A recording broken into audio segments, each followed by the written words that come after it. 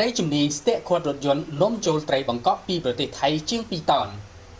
ត្រីក្លាស C ប្រមាណជាង2តោនដែលឈ្មោះលួចនាំចូលពីក្រៅប្រទេសថៃដោយគ្មានលិខិតអនុញ្ញាតត្រូវបានមន្ត្រីជំនាញស្ទាក់ខាត់បាននៅស្រុកបវលខណៈដែលរថយន្តដឹកត្រីនេះកំពុងបោះពុយពីព្រំដែនកម្ពុជាថៃចូលមកក្នុងខេត្តបាត់ដំបងការស្ទាក់ខាត់រថយន្តដឹកត្រីបង្កក់នាំចូលខុសច្បាប់នេះធ្វើឡើងកាលពីថ្ងៃទី5ខែឧសភាឆ្នាំ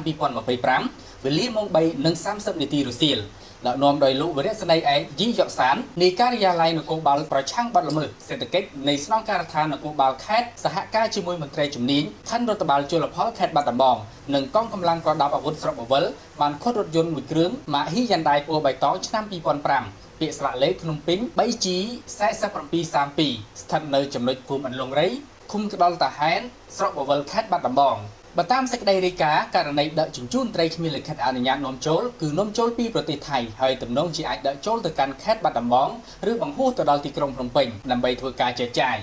នៅក្នុងកិច្ចសហប្រតិបត្តិការនេះសមត្ថកិច្ចចម្រុះបានរកឃើញត្រីប្រាខ្លះសេកទម្ងន់ប្រហែល 2000 គីឡូនិងត្រីកន្ធរបង្កក់ទម្ងន់ 500 គីឡូ